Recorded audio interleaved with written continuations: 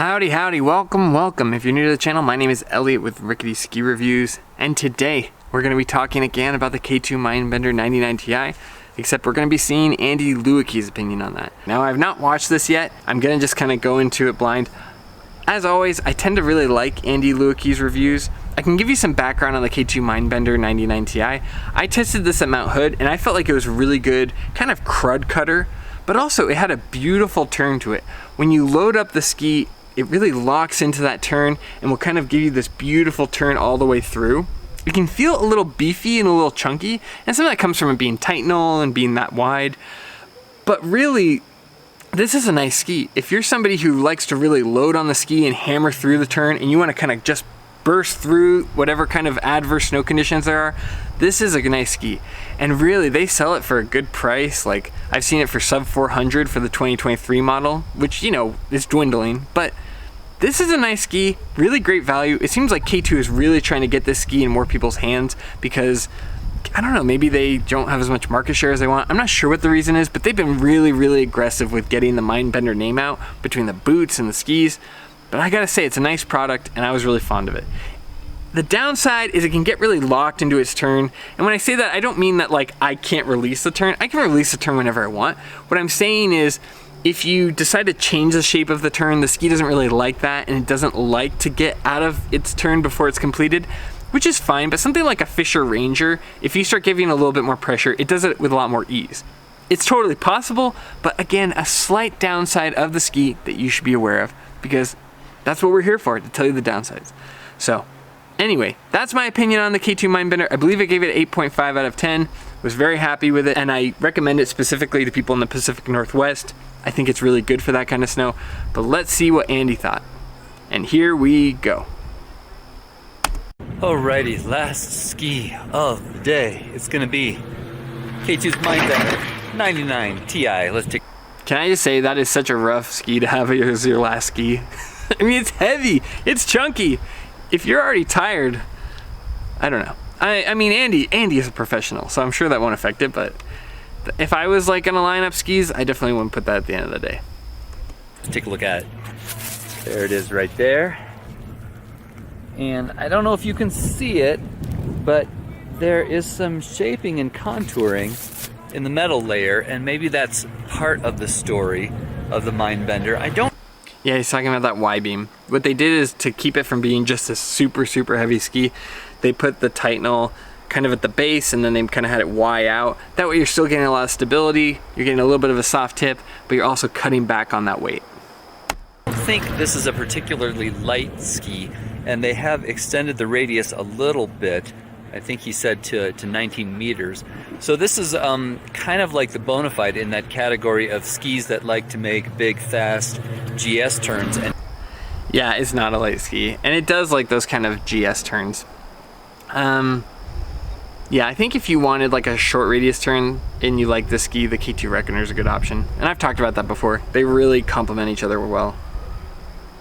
Have a lot of edge grip, but of the two of them, I kind of feel like this one is a little bit more lively, a little bit more, I'm not going to use the word playful, but active.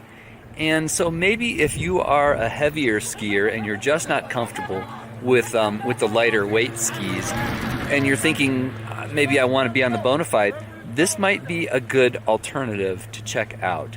Yeah, I think the term that comes to mind with that weight, but also the ability to initiate turns, is powerful, because it combines this really good reactive turn initiation with a really stable, strong platform when you load it. So anyway, that's the term I would use.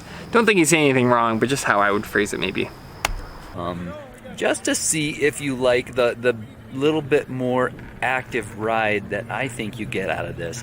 You know, the Bonafide these days is kind of like an angry god of edge grip, and that comes with some consequences. You know, it does kind of dampen the fun a little bit because it's just so tenacious on those edges. You get a lot of grip on the Mindbender also, but just not quite as aggro, you know?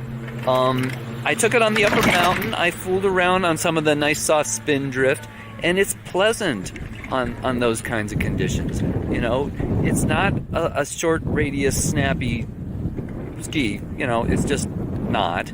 But it's pretty credible and pleasant, making quicker turns, you know, skiing on softer snow.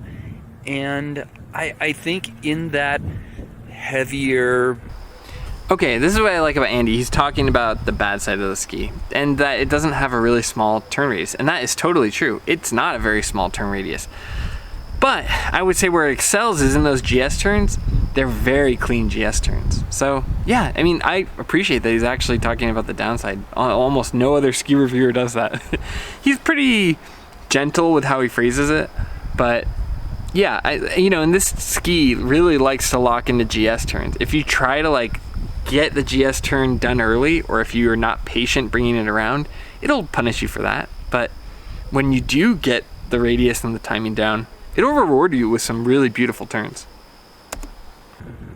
Bigger, long radius, all mountainy niche, this is a worthy one to check out. So I think it's a fine ski from K2, and hopefully, you know, that'll help you think about whether or not it's the right ski for you.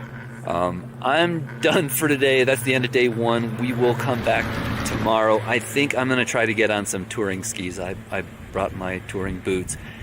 And it's dinner time. That's it. All right, great review. I like this a lot. He does a really good job explaining the skis. He talks about the radius. The only thing I would say is maybe just describe the turn, because even within that GS turn, I would say that maybe it doesn't have kind of the turn shape flexibility something like a QST or an Atomic Maverick has. So that's just my opinion. But overall, as always, Andy, great take, great video. I feel like he's really actually talking about the ski's downsides, and also kind of hitting it on the head. I don't know much about the Bonafide, so I can't really gauge what he's saying there. But as always, Andy, 2 big thumbs up. This guy knows what he's talking about. He's loading that K2 Mindbender. This is a great review. The K2 Mindbender is a nice ski, and especially if you're somebody who likes to kind of rail through those turns, if you know you like that GS turn shape, and you know you like it locked in, and you're willing to take the time to kind of master these skis, get the timing down on them, I think it will reward you with a really nice turn, but you gotta be that kind of person.